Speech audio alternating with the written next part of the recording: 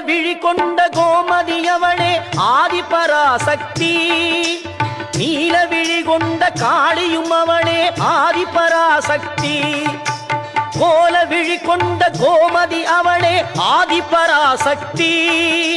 நீல விழி கொண்ட காளியும் அவளே ஆதிபராசக்தி.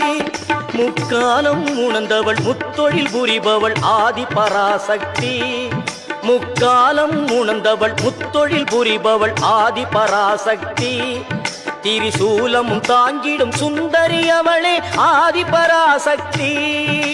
மேல்மருவத்தூர் ஆதிபராசக்தி மலர்பதம் பாடிடுவோம். காலம் எல்லாம் நம்மை காத்திடும்